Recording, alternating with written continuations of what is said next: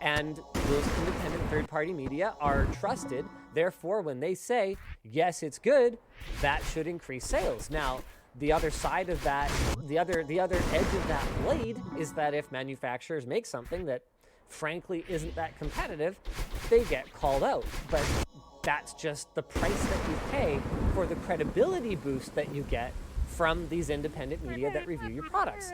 So for us to be able to do our job, we need time. It's that simple. Especially if you want reviewers to be able to do a good job.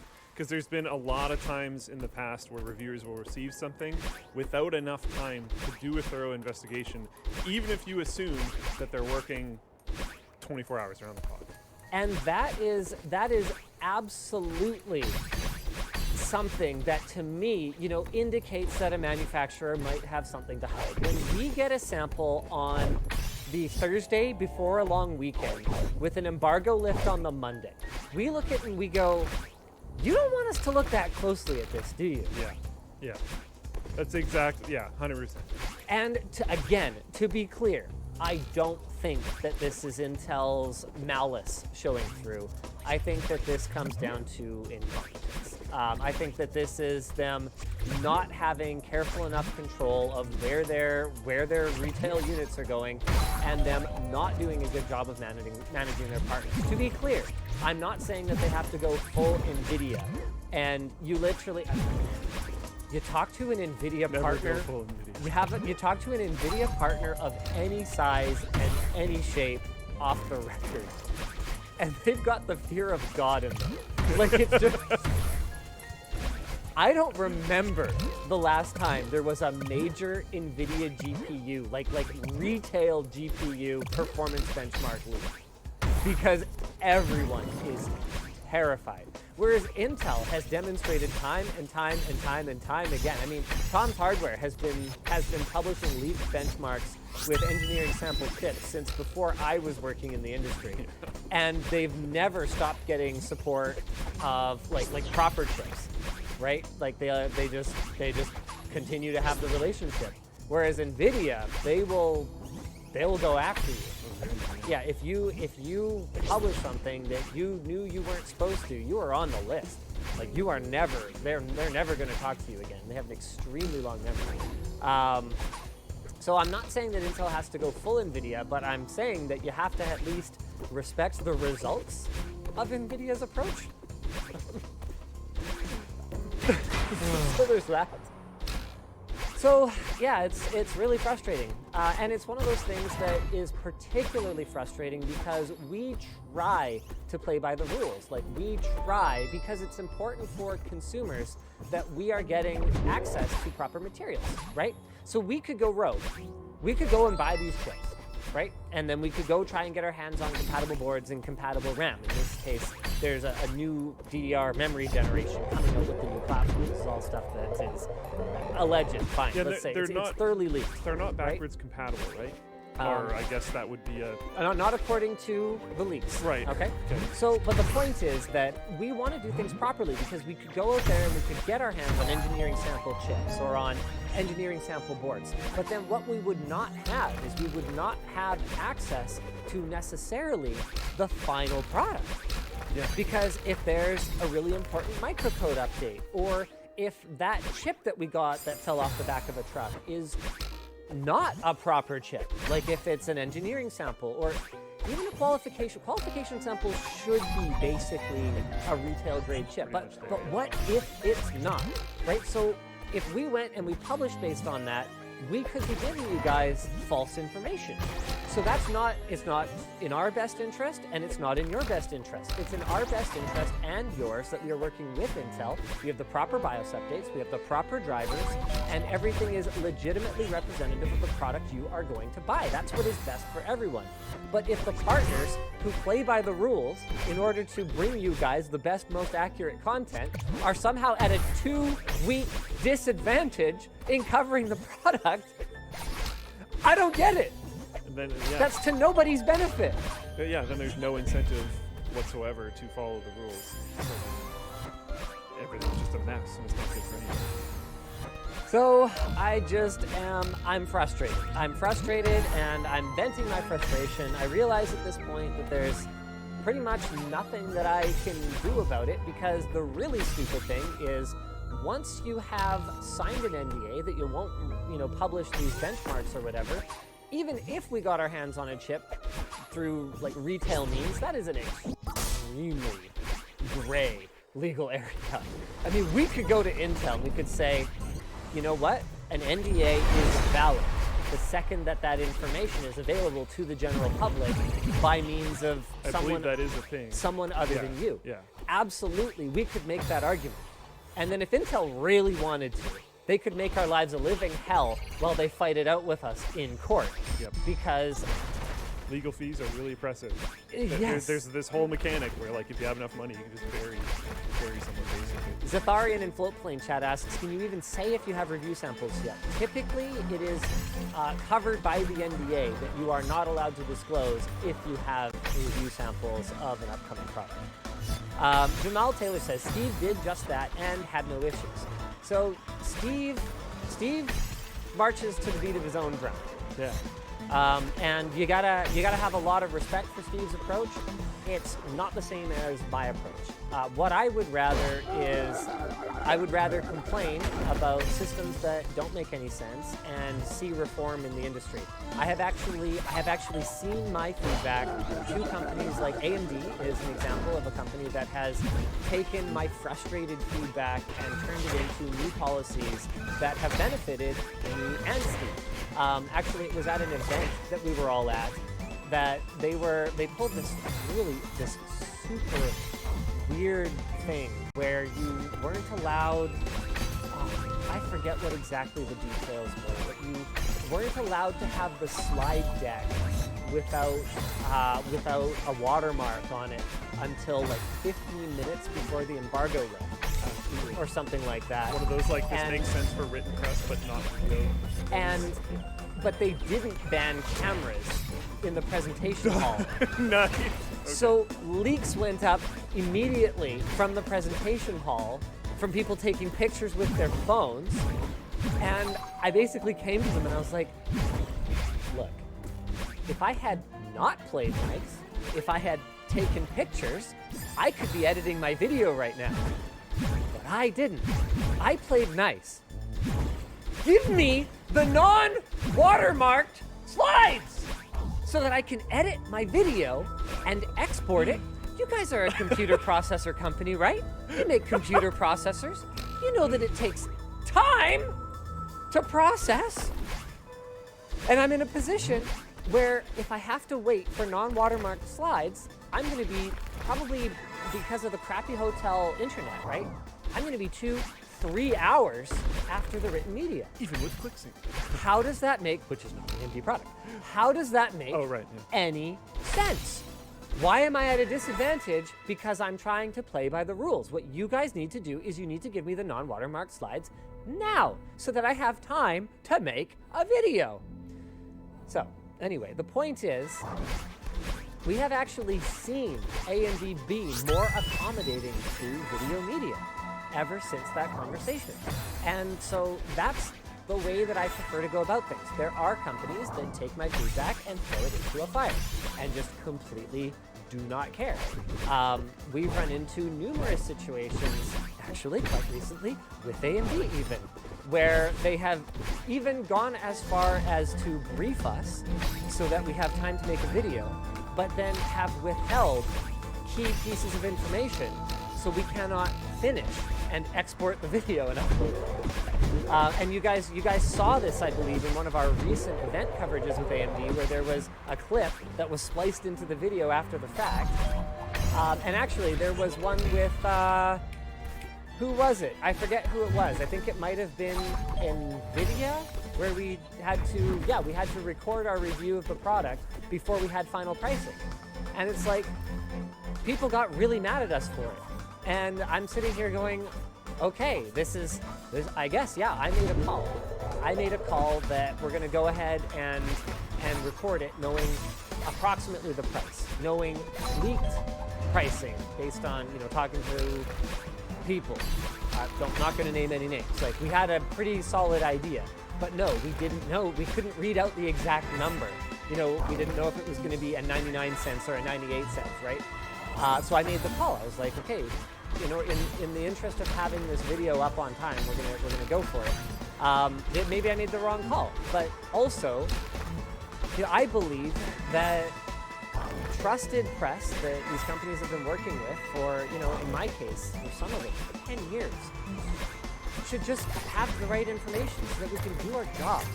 Because one of the big arguments that I made about the watermark slide is, look, we both look like idiots if I upload this video with watermarks all over the slides. We both look unprofessional. How about we just all be professional and we have a proper professional working relationship? And what's wrong with that? I mean, realistically, the ones leaking the information are not the ones that you should be inviting to your briefings anyway. Just stop. I've even proposed, actually, to all three, all red, green, and blue. I've proposed multiple times. Like, have you ever heard of what's it called? An elimination diet? Elimination diet? Yes. Yeah. So if you haven't, it's if you're having some kind of allergic reaction, what you can do is you can go to like a very, very bland, like basically start with one food kind of diet, and then you gradually add things to it. Try to figure out what it is that's causing trouble for you. And I've proposed. I've said, like, look, why don't you guys just go full elimination diet here? Give your news to just a very, very select few, and then gradually expand and expand and expand the circle until you figure out who is selling information to leak your sites. And no one's taken me up on it, because I think the cost and hassle of running a program like that, when there is a clear, nobody ever wants to talk about it, but when there's a clear benefit to leaking, particularly for a hot or anticipated product, it's clearly not worth it. But it's one of those things where it's like, okay, fine, then embrace it. Yeah. Fine then. If you know that all this information is going to be out there, then why don't you just seed us at the same time? And then we can all leak it. Like, we can all just say, hey, these are early benchmarks with engineering sample chips. Like, And that's fun, whatever. Which would be fine too. Yeah. I always bring up the story of NVIDIA, where like, and you know this one because I called you and you're like, why are you calling me? Because we had just had this conversation about how I needed to do these events more solo. We had this conversation about how I needed to be able to be more of my like own ship when I was doing these events. Yeah. So I knew I was supposed to not bother Linus while I was down here. I was like, okay, the idea was that when Luke's out of office, it was a big opportunity cost, right? Because he wasn't producing the 2 or 3 videos he might be producing in that span of like, you got the travel day, then you got the event day. Sometimes there was like a press like event thing, and like another travel day. He's out of office like all week. Like, it's this enormous opportunity to not cost. distract the only other person that can make videos. Yeah. Like it makes sense. I'm not but I knew I wasn't supposed to call Linus. But then just like everything possible to not use that particular word was hitting the fan. And I was like, okay, I actually think I need to call Linus. And like he ends up talking to one of their very high up press people on the phone and being like, what the heck, like you guys need to figure this out. And that was really helpful. And Kyle ended up filming his video like out on the street. I ended up filming my video while they were tearing the event down. They had specifically bussed us out to a location where we like couldn't edit or upload properly, and there was like no reasonable way for us to get back, and it was really far from our hotel. Like it was horrible and very specifically set up to be oppressive towards India. Like that was the goal, and you could tell. And it was brutal. It was terrible. Yeah. And you could see, like, we weren't the only ones. There was all these different outlets, like, trying to figure out how to do this in the most, like, non-clean way, effectively. But barely somehow able to get your video out still. It was such a mess. Yeah. So annoying. Really frustrating. And it's just unnecessary. I mean, there's people that are like, Linus thinks that people should just, like, be so happy when he gives them a suggestion or something like that. It's like, no, it's not. It's not that. It's about just being decent. Like, recognizing that when you launch a product at, on December, 20th or something, that a lot of people have stuff going on around that time of year. And maybe that's actually really rude.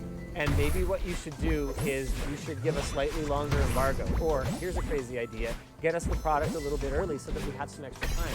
Or, I mean, the example that I gave of launching something around a long weekend.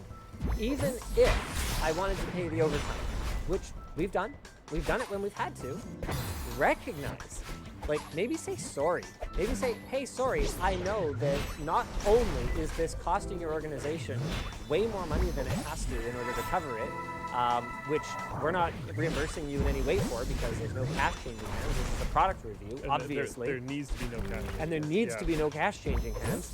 Maybe acknowledge that you are costing our organization a bunch of money. And not just that, but there's a human element. What if Anthony wanted to do something else this week? Did you ever stop to consider that maybe Anthony has a life, and maybe Brandon or David has a life and doesn't want to come in on a Saturday and film this video? Did you ever consider that?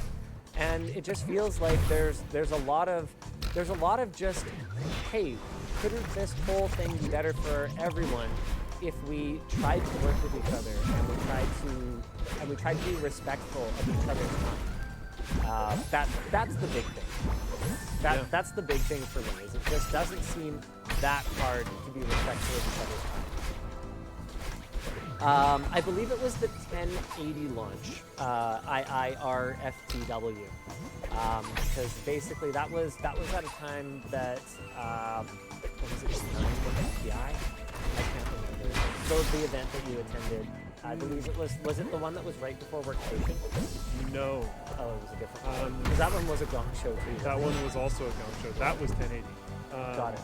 Okay. It was not that one though. I don't actually remember what it was. Yeah, I don't know. It I doesn't. think it was 980 or 980. Something like that. I know I went to 980, so it might have been 980 Ti because I remember going to 980. But yeah, it was just basically, NVIDIA went through a phase, and I'm not sure if they're over it, but they went through a phase where they were really pushing to control the narrative around their products and be the ones that people learned about anything from. It was kind of a I mean, you've seen them kind of figure out how much or how little they need partners over the years. Whether it's launching Founders Edition cards, being built by NVIDIA graphics cards, rather than focusing entirely on partner-built cards or whatever, right? Like you've seen them kind of push the limits of how much could we just do all this ourselves and capture all the value ourselves? Do we actually need media at all? I don't know. Hard to say. So that was around the time that there were a lot of initiatives where they were just kind of trying to control the narrative, and I think it was basically that they didn't give you guys any information. They revealed everything on stage, so you were basically just a live audience watching what could have been a live stream that you could have just watched from the comfort of your office or home, and then recorded on from the comfort of your office or home. But instead, they dragged you out to this thing, gave you no information until they gave it to everyone, and then you're in this position where you then can't do any work. Yeah, we were in the basement below where the event was actually going to happen. And they didn't give us key information until the live stream. So yeah, we were just stuck sitting there. Anthony says it was apparently 1080 Ti. Somehow Anthony remembers this better than me. What a king. Anthony, you don't have to be monitoring the LAN show. It's the weekend, baby. Did 1080 Ti come out first? No, 1080 was first. Oh, weird. Yeah. Whatever. All right, why don't we move on to our next topic? Hey, you know who is turning over a new leaf? Apple. Oh. I mean, what? We went through this period with Apple where it felt like it was design first over functionality to the point of just being ridiculous. I know someone who's upset about the ports. I had that same reaction. I was very surprised. I was very, very surprised. Let's get to that in a moment. Okay. First, let's talk about how Apple has gone full